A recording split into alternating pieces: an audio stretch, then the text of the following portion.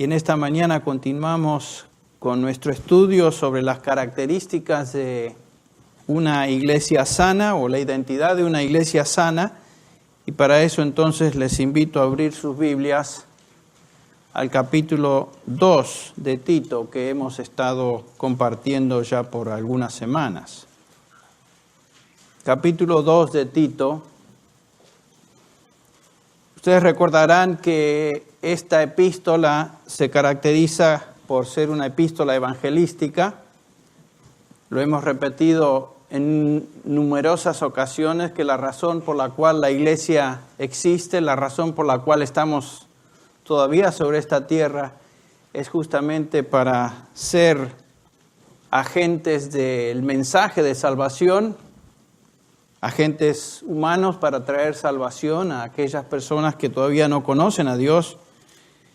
Y en ese punto creo que la mayoría de los evangélicos estamos de acuerdo.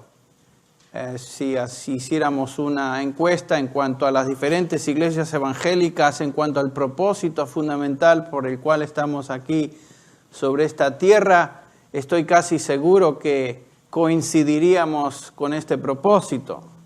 La parte o el aspecto en el cual no estamos todos de acuerdo es el método que debemos usar para evangelizar, los métodos que se deben llevar a cabo para alcanzar a otros con el mensaje de salvación.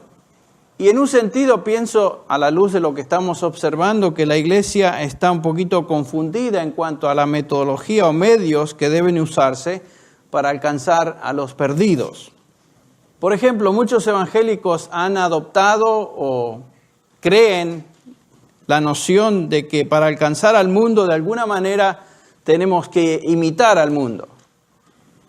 En otras palabras, la idea es que debemos presentar una imagen al mundo que nos haga atractivos, copiando su manera de ser, imitando sus técnicas para vender y técnicas para, en general, atraer a la gente.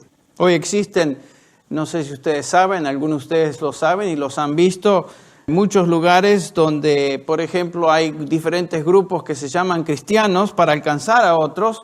Por ejemplo, hay pandillas de motociclistas cristianos, hay equipos de fisicultura evangélicos, magos cristianos, discotecas cristianas, rock and rolleros cristianos, parques de diversión cristianos, servicios de adoración que no son nada más que una producción de entretenimiento similar a lo que se ve en los casinos y hoteles de Las Vegas.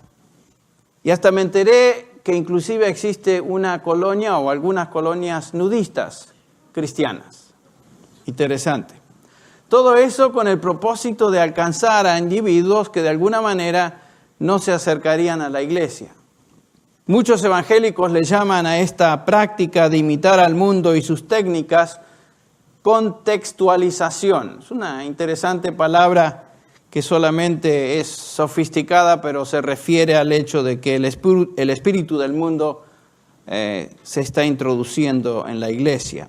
Este espíritu de contextualizar el evangelio, ponerlo en un contexto distinto, aceptable al mundo, ha infectado a la iglesia evangélica. Y la iglesia está tan preocupada en agradar a los incrédulos en su afán de atraerlos, que se ha olvidado de cómo agradar a Dios mismo. Estoy leyendo un libro, algunos de ustedes lo saben, que se llama Santos del Mundo o Santos Mundanos, una traducción literal, hablando de los puritanos y una tremenda diferencia que existía entre esos creyentes y su afán de alcanzar a los perdidos y la iglesia cristiana hoy. Una diferencia drástica, radical. Ellos jamás, yo creo que se desmayarían al observar y ver lo que la iglesia cristiana está haciendo hoy para tratar de alcanzar al mundo. Pareciera que lo que motiva a muchas iglesias es mejor dicho, de impresionar mal a la gente con convicciones y conducta claramente bíblica. Por lo tanto, predican y demuestran un evangelio inofensivo. La verdad es que un evangelio claramente comunicado y una conducta piadosa en la vida de la iglesia siempre va a causar ofensa. Escuchen, el pecador no se siente cómodo ni debe sentirse cómodo cuando es confrontado con su pecado, ¿no es cierto? Y el propósito que nos reunimos como iglesia es predicar el Evangelio, ser un testimonio del Evangelio, y ese es el lugar donde un incrédulo no se puede sentir cómodo. Muchos de los que seguían a Jesús le escuchaban con agrado, ustedes recuerdan, y estaban contentos de estar con Él hasta que Jesús comenzó a poner ciertas indicaciones y poner frente a ellos el costo de lo que les costaría, valga la redundancia, seguir a Jesús. En otras palabras, cuando Cristo habló de las implicaciones del Evangelio, entonces muchos se ofendieron y le abandonaron. Ustedes recuerdan, por ejemplo, en Juan 6:60, por esto muchos de sus discípulos, cuando oyeron esto, dijeron, dura es esa declaración.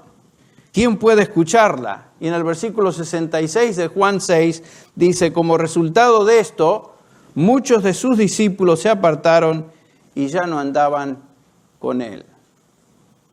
Al analizar lo que se observa en muchos círculos de la iglesia evangélica y los métodos que se utilizan para evangelizar, pienso que la iglesia se ha convertido entonces en una manifestación más del espíritu del mundo. En lugar de ser sal de la tierra e impactar el mundo, ser una influencia en la sociedad que realmente haga una diferencia en términos de piedad y valores bíblicos, nos hemos dejado influenciar por el mundo. El mundo ha penetrado en la iglesia en lugar de la iglesia impactar al mundo. Francamente, estamos perdiendo la guerra. ¿De dónde sacamos la idea entonces de que podemos ganar al mundo imitando al mundo? ¿De dónde viene esta idea? Bueno, les puedo asegurar que esta idea no se encuentra en la Biblia. Escuchen, no existe la más mínima justificación bíblica para adoptar esa manera de pensar. De hecho, lo opuesto es cierto. Ustedes recuerdan, por ejemplo, Santiago 4:4 dice, oh almas adúlteras, hablando a su audiencia, ¿no sabéis que la amistad con el mundo es qué? Enemistad con Dios. Por tanto, el que quiere ser amigo del mundo se constituye en enemigo de Dios. Juan, el apóstol, lo repite de esta manera en 1 de Juan 2:15, no améis al mundo, ni las cosas que están en el mundo. Si alguno ama al mundo, el amor del Padre no está en él. Y en el versículo 16, porque todo lo que hay en el mundo, la pasión de la carne, la pasión de los ojos y la arrogancia de la vida, no proviene del Padre, sino del mundo. Entonces, todo lo que hay en el mundo, nos dice Juan, todo lo que hay en el mundo, las estrategias del mundo para alcanzar y vender y todo esto que se está utilizando como técnicas para alcanzar a los perdidos, realmente son del mundo y por lo tanto son temporarias. Tal vez funcionan en el contexto de la mercadotecnia o en Hollywood o en centros de entretenimiento, pero realmente son del mundo y por lo tanto no deben formar parte de la iglesia. Entonces, ¿qué es lo que Dios establece como el medio para alcanzar al mundo con el mensaje de salvación? Bueno, la epístola de Tito contesta esa pregunta. La plataforma evangelística más poderosa y eficaz es el testimonio de la iglesia. Una vida transformada, una conducta piadosa, personal y también colectiva, es el elemento más poderoso en la proclamación del mensaje de salvación. No es ningún tipo de técnica, no es ningún tipo de estrategia. El Señor Jesucristo sintetizó esta verdad cuando dijo, así alumbre vuestra luz delante de los hombres, para que vean vuestras buenas obras y ¿qué? Glorifiquen a vuestro Padre que está en los cielos. Fuimos llamados a ser distintos, a ser diferentes, no copiadores. Por eso Pablo le dice a los creyentes en Romanos 12, versículo 2, no os conforméis a este mundo. En otras palabras, no copiéis lo del mundo, sino que sed transformados por medio de la renovación de vuestro entendimiento. Lo opuesto es correcto. No es copiar al mundo, sino ser distinto al mundo, de tal manera que esa distinción de alguna manera les impacte y lleguen a conocer que Dios es santo y que nosotros somos santos, que nosotros somos diferentes.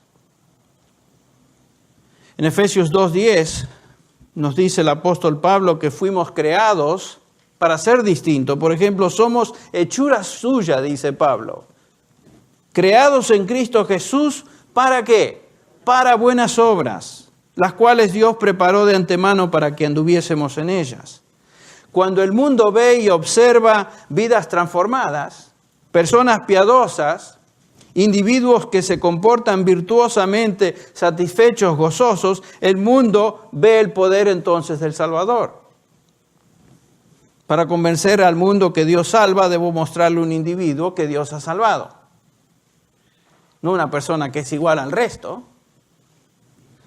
Para convencer a alguien que Dios da gozo, paz, amor, necesito mostrar en vivo a un hombre que posee gozo y paz y amor, aún bajo circunstancias difíciles.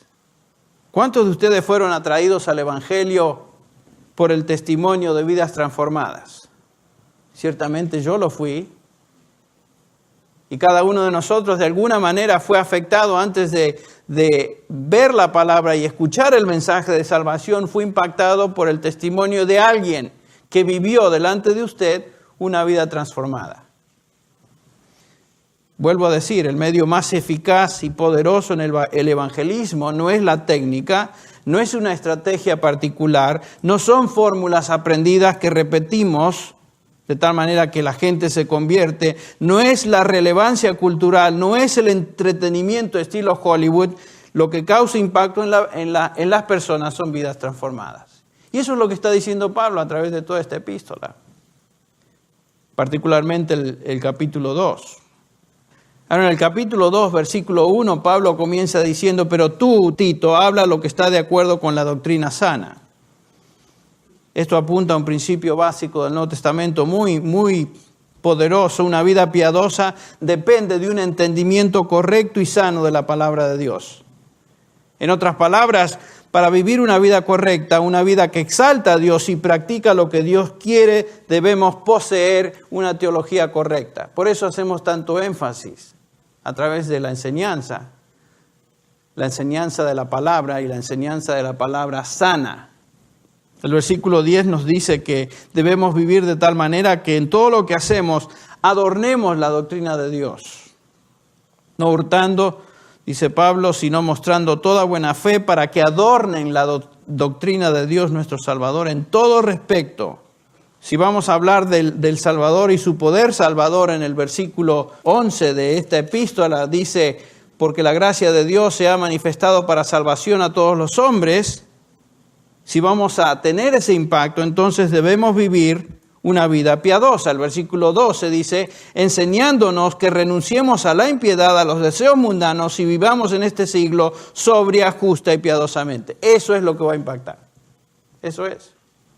En el versículo 2 de este capítulo, Pablo comienza entonces a describir la conducta piadosa de varios grupos.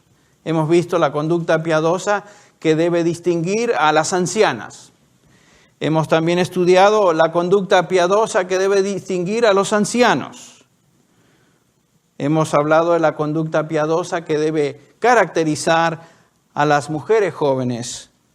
Hoy nos dedicaremos a hablar de la conducta piadosa de los jóvenes varones, comenzando con el versículo 6. Dice, exhorta asimismo a los jóvenes a que sean prudentes. Exhorta asimismo a los jóvenes a que sean prudentes. El versículo 7, presentándote tú en todo como ejemplo de buenas obras, en la enseñanza, mostrando integridad, seriedad, palabra sana e irreprochable, de modo que el adversario se avergüence y no tenga nada malo que decir de vosotros. Tito entonces debe ser un ejemplo particular a los jóvenes. Este es su grupo. Aunque esta porción de estos 3 versículos comienza con una exhortación a los jóvenes, por supuesto, Tito pertenece a este grupo de jóvenes. Cuando Pablo escribe esta epístola, posiblemente Tito tenía entre 31 y 32 años. Él se convierte como el ejemplo en vivo de lo que estos jóvenes debían ser. Tal vez podríamos dividir esta instrucción en estos 3 versículos en exhortación, efecto e impacto. Comencemos entonces con la exhortación. Dice Pablo, exhorta a sí mismo a los jóvenes a que sean prudentes. La palabra a sí mismo es simplemente una palabra de transición que introduce una nueva categoría o un nuevo grupo. Ahora Pablo se dirige particularmente a los jóvenes. Así como los demás grupos han sido llamados a demostrar características de piedad, ahora los jóvenes asimismo deben comportarse de cierta manera. En este caso, Tito es llamado particularmente a enseñar y ejemplificar esas características a los jóvenes. Así como lo hicimos con las mujeres jóvenes, tenemos que contestar la pregunta, ¿qué tan joven es joven? Así como las mujeres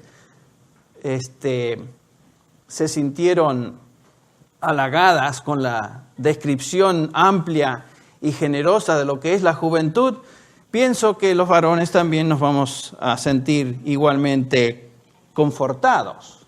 Fíjese, para Pablo y particularmente en ese momento, en esa época de la sociedad, en términos generales, así como en el caso de las mujeres, la descripción de un hombre joven podía aplicarse a un individuo que tuviera menos de 60 años.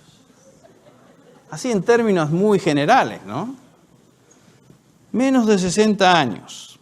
Por supuesto, había ciertos subgrupos dentro de esa gran categoría. Había jovencitos, había jóvenes de edad más o menos media y había jóvenes ya llegando a la madurez de la juventud.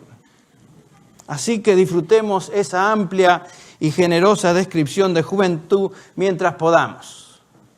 Fíjense, yo, según esta descripción, también soy joven. Imagínense. Un hombre joven, por supuesto, enfrenta situaciones y problemas y peligros muy especiales. En un sentido real, estos peligros son más intensos, por supuesto, en la primera parte de ese periodo, de esa época, cuando uno es jovencito tal vez, o la parte media. ¿Cuáles son algunos de estos peligros? Quisiéramos mencionar algunos, no todos. Uno de esos peligros para el joven o la juventud es la flojera. La flojera, sí. El joven por naturaleza necesita cierta motivación y guías que lo empujen a trabajar duramente, ¿no es cierto? Estoy hablando particularmente de los jovencitos, los adolescentes. Por lo general los hombres flojos son el producto de un hogar donde no se les empujó a trabajar duramente. Ni tampoco se ejemplificó en el hogar una persona que trabajaba de esa manera. Tal vez se les crió como individuos consentidos. Algunos conocemos que son niños de mamá y crecen así y consentidamente tienen suficiente dinero, tienen todo en la mano y por lo tanto se crían de esa manera y son un poco flojos. Tal vez la madre los trató como si fueran chicos frágiles, que no podían hacer nada y todo lo tenía que hacer por ellos. Tal vez el padre se encontraba ausente del hogar y no los supervisó. Y un joven sin dirección y supervisión de sus padres va a convertirse en una persona floja. Por supuesto, el joven necesita ser enseñado y ver ejemplos de trabajo. Salomón tiene mucho que decir en cuanto a la flojera, ¿saben? Y cómo instruir a los jóvenes. Este libro de Proverbios fue específicamente escrito para padres que debían instruir a sus hijos. Y en el versículo 7 del capítulo 6, el 6:6 dice, por ejemplo, Proverbios 6:6, ve joven a la hormiga, oh perezoso, usa la palabra, observa sus caminos y sé sabio, la cual sin tener jefe, ni oficial, ni señor, prepara en el verano su alimento y recoge en la cosecha su sustento. ¿Hasta cuándo, perezosos o perezoso, estarás acostado? ¿Cuándo te levantarás de tu sueño? Un poco de dormir, un poco de dormitar, un poco de cruzar las manos para descansar, y vendrá como vagabundo tu pobreza y tu necesidad como hombre armado. Son advertencias. Y Pablo usa la hormiga como una ilustración, Salomón, como una ilustración de alguien que trabaja con empeño, duramente, sin que nadie la mande. Bueno, los jóvenes necesitan ser enseñados en esa área. Por eso Salomón dedica muchos proverbios. Este es simplemente un ejemplo. Otro peligro en la juventud es demasiada libertad. Demasiada libertad. Esto comienza cuando se le permite a un joven que salga de la influencia del hogar demasiado rápido. Sale con sus amigos desde jovencito, no tiene restricciones, no se les especifican las reglas del hogar, no recibe instrucción, no son disciplinados cuando rompen esas reglas o desobedecen. En otras palabras, se salen con la suya sin sufrir las consecuencias de la desobediencia. Y por lo tanto, se crían así, como decimos, a la buena de Dios. Un joven con demasiada libertad, sin una previa preparación por parte de sus padres, normalmente va a ser aquello que no honra a Dios. Mucha libertad en un joven conduce a la impiedad. Existe otro peligro también en la juventud, y ese peligro es de la cultura decadente en la cual el joven está creciendo, particularmente en estos días. Vivimos en una sociedad que tolera y acepta todo casi como normal. Todo aquello que es vicio, inmoralidad, aquello que hace unos años era algo que no se aceptaba en general, hoy se toma, bueno, al fin y al cabo todo el mundo lo hace y lo aceptamos. Existía un tiempo yo recuerdo cuando era jovencito, ¿no? Que a ciertas cosas la sociedad en general no aceptaba como norma. Hoy todo lo tolera, sin el menor sentido de vergüenza. Y ¿saben qué? Cuando lo perverso y decadente se acepta, esto lleva a una conciencia insensible. La gente se hace insensible, los jóvenes se hacen insensibles. Y cuando los jóvenes se acostumbran a lo perverso, a lo que es decadente, se convierten en víctimas entonces de esa decadencia. Es como entrar en un restaurante, ustedes han experimentado esto, y un restaurante fino, y cuando uno entra la luz es muy tenue y existe cierta penumbra, y uno dice, ¿cómo voy a siquiera ver lo que voy a comer aquí? Pero ¿qué pasa? Nos sentamos, ya cuando viene el mesero estamos totalmente adaptados, acondicionados, acostumbrados a la oscuridad y no nos molesta más. Eso es lo que sucede en la conciencia cuando una persona está expuesta a lo que es decadente, sucio y se acepta como normal. Otro peligro que afecta a los jóvenes de hoy es la influencia secular. La influencia humanista y anti-Dios que reciben en las instituciones de educación formal. En su preparación académica, y por supuesto yo he estado envuelto en esto también, son bombardeados con ataques en contra de Dios y la Biblia.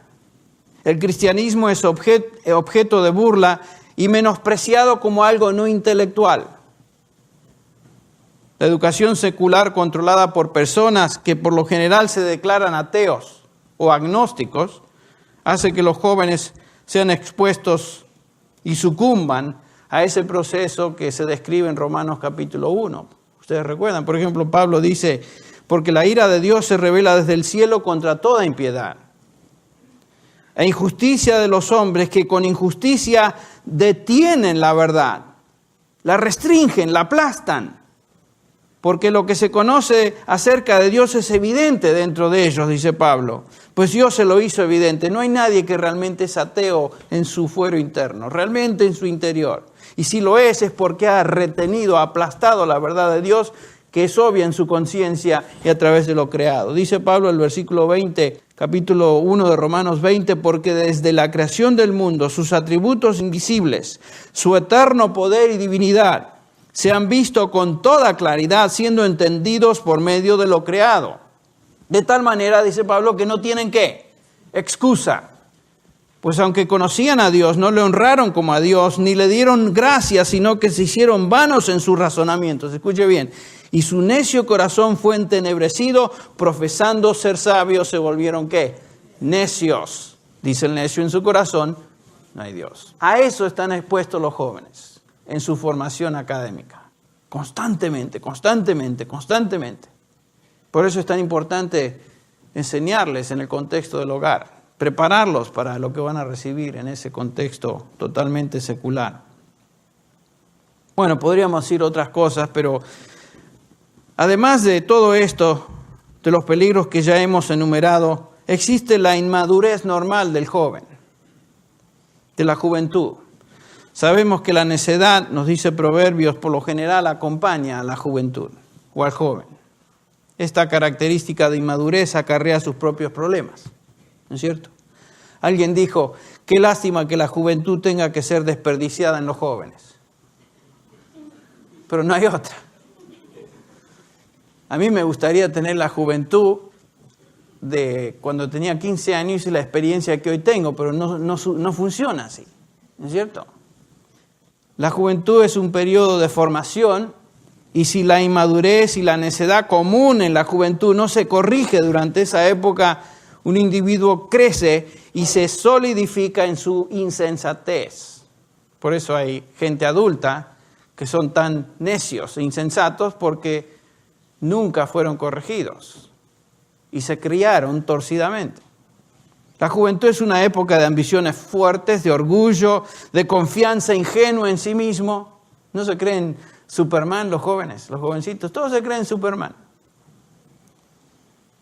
Y existe un sentido de invencibilidad en el joven, ¿no es cierto? Se creen que lo pueden todo, lo van a hacer todo. Pero este sentido es totalmente imaginario. ¿Saben por qué? Porque no han sido probados, no tienen la experiencia. Aunque creen que saben, no saben. Y claro, hablando con los hijos de uno se da cuenta, ¿no? ¿Qué sabe el viejo? Yo lo puedo. Claro, no todos tienen esa actitud completa, pero aunque se reserven sus comentarios, uno sabe por los ojos que revolotean que saben los viejos, ¿no? Una actitud invencible. Es un periodo peligroso. Es un periodo que representa tremenda oportunidad de formación en la piedad. Por eso Pablo entonces dice a Tito, ahora volviendo a Tito, mira Tito, exhorta a los jóvenes a que sean prudentes. La palabra exhortar, parakaleo, muy conocida en el Nuevo Testamento, quiere decir colocarse al lado de alguien para alentar, para instruir, para aconsejar, para guiar, dirigir, amonestar, servir de influencia. Eso es lo que Tito tenía que ser. Tito tenía que venir y colocarse junto a los jóvenes, al grupo al cual él pertenecía, y tenía que servir como ejemplo, exhortarlos o alentarlos a ser prudentes. Prudentes, la misma palabra que ya vimos referida a las mujeres jóvenes. Versículos 2 y 5 de este mismo capítulo, ya lo vimos, dice que los ancianos sean sobrios, ahí se traduce sobrio. Y también la palabra prudente más abajo. En el versículo 5 dice a las mujeres jóvenes que sean prudentes, otra vez. Y ahora aquí, en el versículo 12, se traduce sobrio, enseñándonos que renunciemos a la impiedad y a los deseos mundanos, vivamos en este siglo sobria y justamente, sobrio. La palabra sofroneo, de la cual ya hemos hablado. La idea es de desarrollar y cultivar control de uno mismo, equilibrio, discernimiento y juicio.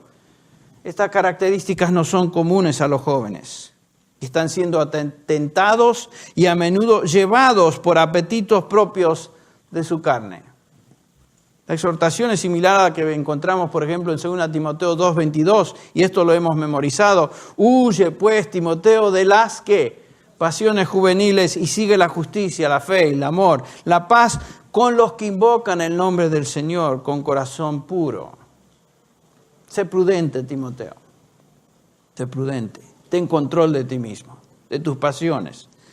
Los jóvenes tienen que aprender a ser piadosos y tener control de sí mismos. Tienen que aprenderlo. Esto también quiere decir que nosotros como padres tenemos que criar a nuestros hijos proveyendo dirección y control. De tal manera que cuando crezcan, este control en el cual fueron instruidos se convierta ahora en su propio control. Por eso todo el libro de Proverbios enseña en cómo instruir a los hijos, en esa prudencia, en esa sabiduría, en ese control. Eso se tiene que aprender. El versículo 7 es la continuación de la instrucción que comienza en el versículo 6. Dice, En esencia, Pablo le dice, tú ahora sé ejemplo en todo, Tito. Tú realmente es la palabra enfática del versículo 7. Introduce un nuevo punto. Los jóvenes tienen que aprender a traer bajo control todo en sus vidas. Pablo está hablando de equilibrio espiritual y saber cómo manejar prudentemente todos los peligros y tentaciones que los rodean. Y por supuesto, Tito debe proveer ese ejemplo de una vida equilibrada. De hecho, Tito tenía que exhortar a los jóvenes a ser prudentes y también demostrar a los jóvenes cómo ser prudentes. Una tremenda tarea que tenía en sus manos este joven pastor. Pero piensen, es posible ser joven y ser prudente. Porque uno puede aprender a ser prudente. Tito era un ejemplo de la prudencia y Pablo lo sabía. Cualquier exhortación que carece de ejemplo se convierte en lo que nosotros llamamos hipocresía. Tito no podía simplemente exhortar, tenía que ejemplificar, ser un modelo. Es interesante notar que la exhortación sin ejemplo jamás enseña a hacer lo que está bien, sino a hacer lo que está mal. Exhortar sin ser un modelo enseña lo opuesto. Fíjense, por ejemplo, en Mateo 23, estaba leyendo esta semana algo que me llamó la atención.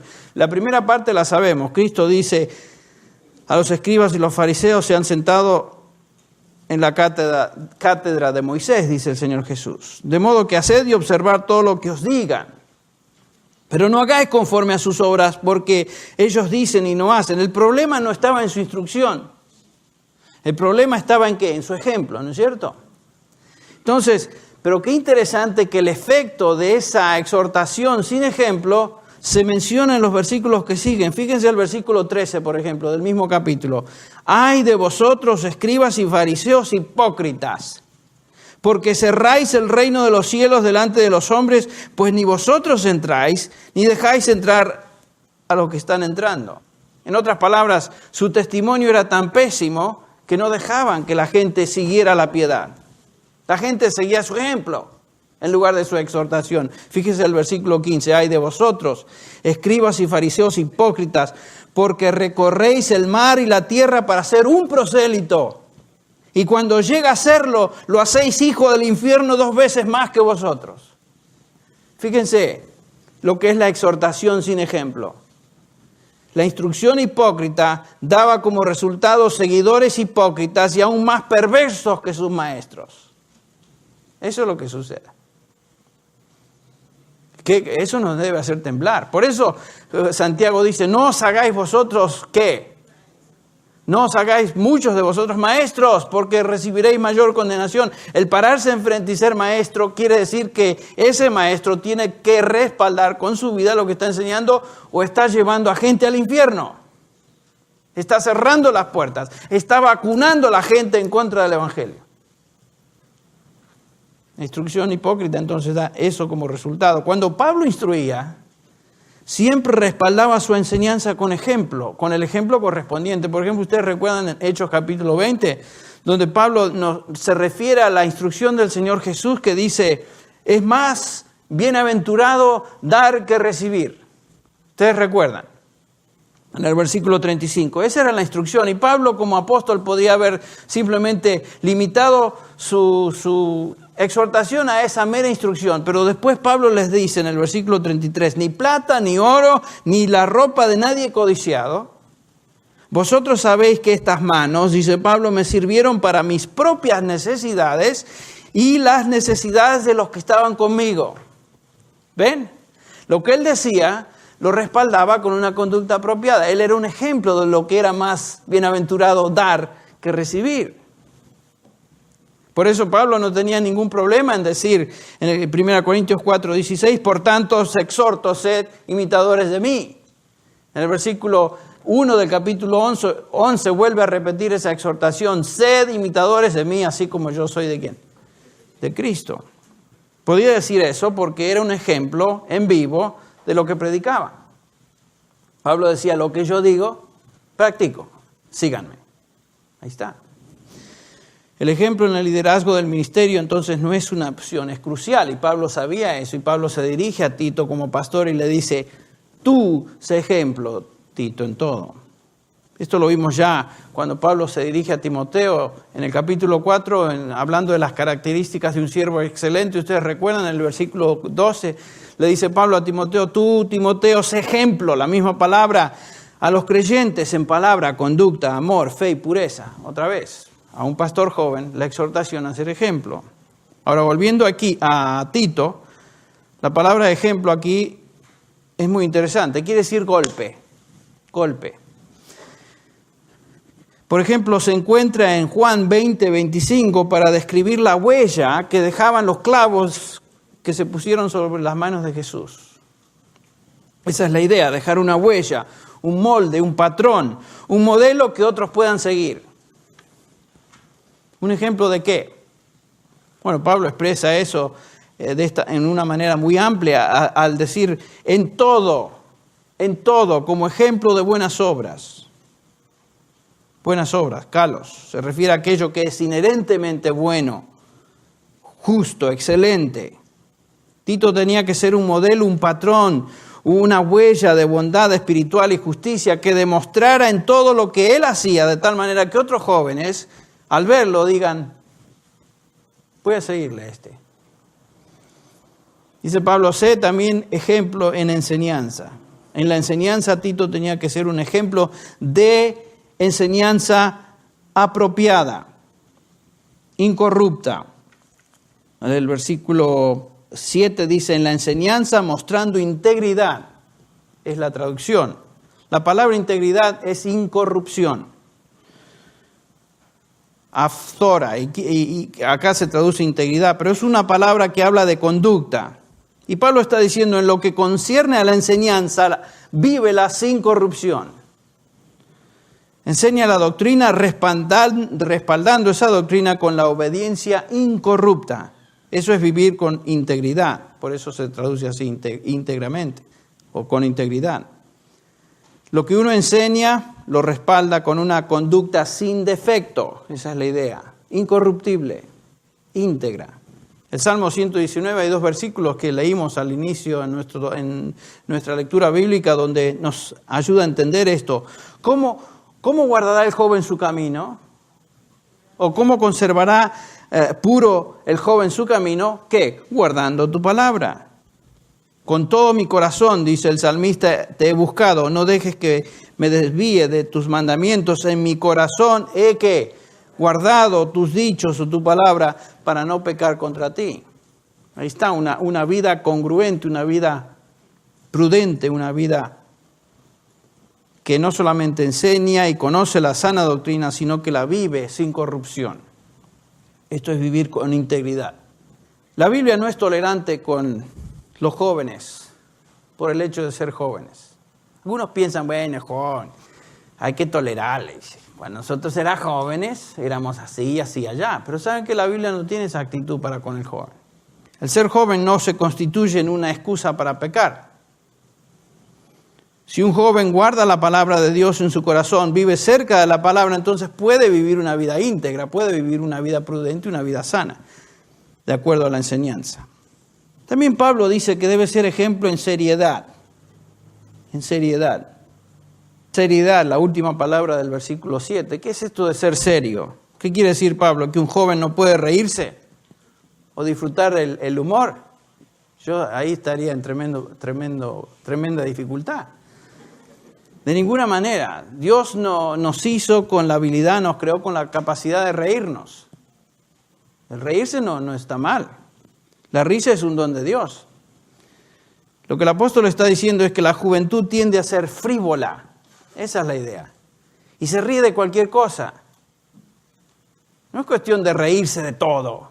Hay momentos de reír y momentos para llorar, dice Eclesiastés. ¿No es cierto? No es cuestión de reírse y tomarse la vida como si fuera un chiste. La vida es una tómbola. Me acuerdo de una canción que decía así. Todo es una tómbola, todo es un chiste, una risa. ¿Qué va a ser un chiste? La vida es seria. Por eso Pablo dice que los jóvenes tienen que aprender a ser serios cuando deben ser serios y reírse cuando hay el lugar o el momento para reírse. En el versículo 8 Pablo agrega una característica final al ejemplo. Le dice Pablo a Tito que él tenga una palabra sana e irreprochable. Irreprochable. Aquí Pablo no está hablando de doctrina sana, sino está hablando de habla sana. Lo que sale de su boca, la conversación de Tito. De hecho, Tito ya poseía una doctrina sana. Lo vimos en el versículo 1 de este capítulo. Y para escoger ancianos que eran sanos en doctrina, él tenía que conocer, distinguir y discernir lo que era doctrina sana. No, Pablo no está hablando de que tú tengas buena doctrina. Acá está diciendo que tu habla sea buena.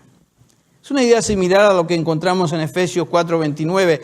No salga de vuestra boca ninguna palabra mala, sino solo la que sea buena para la edificación, según la necesidad del momento, para que imparta gracia a los que escuchan. Colosenses 4:6, que vuestra conversación, dice Pablo, sea con gracia, sazonada con sal, para que sepáis cómo debéis responder a cada persona.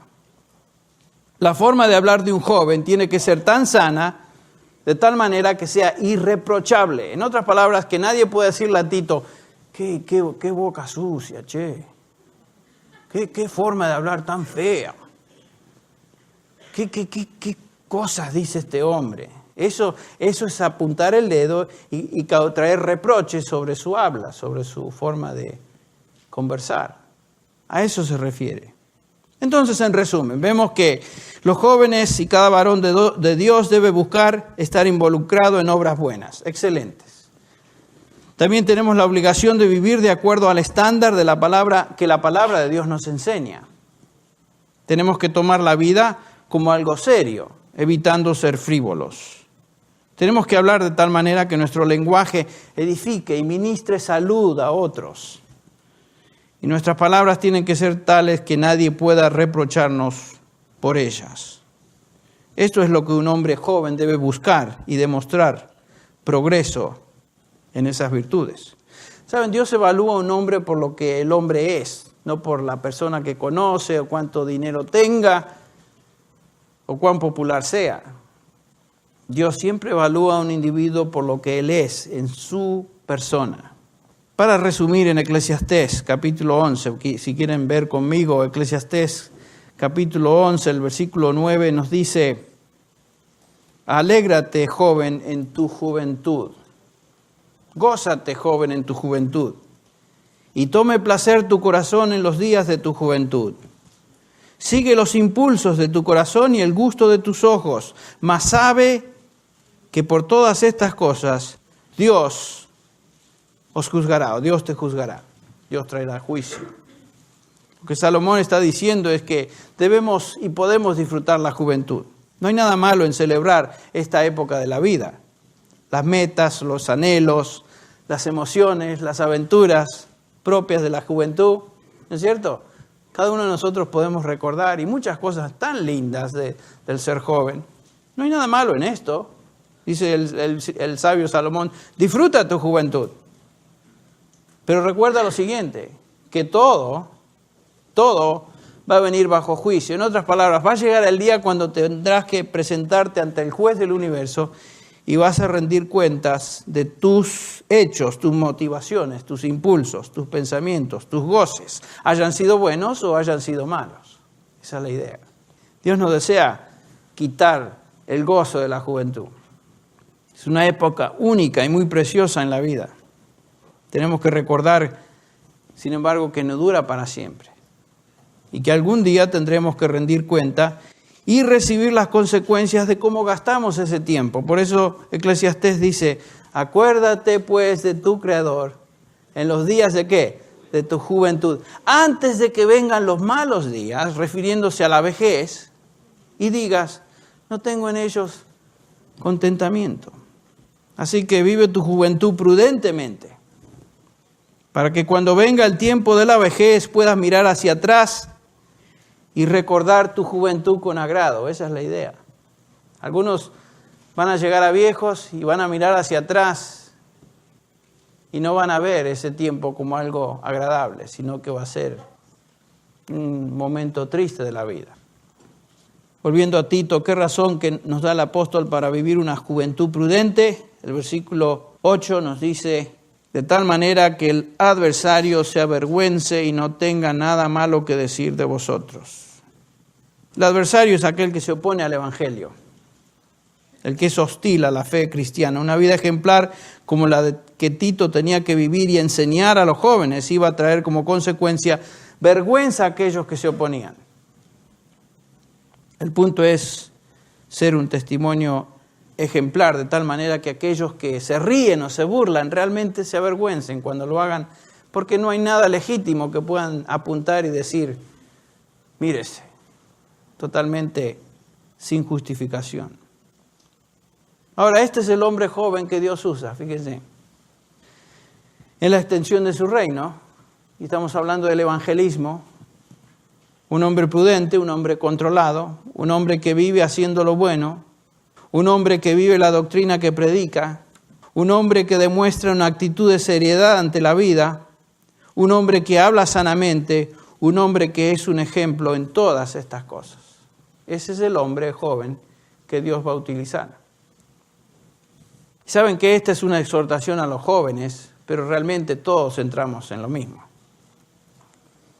Todos debemos buscar esas virtudes y características que acá se enumeran, y especialmente a la luz de lo que estamos por celebrar juntos, la Cena del Señor, es importante que hagamos una evaluación de nuestra vida, de dónde estamos.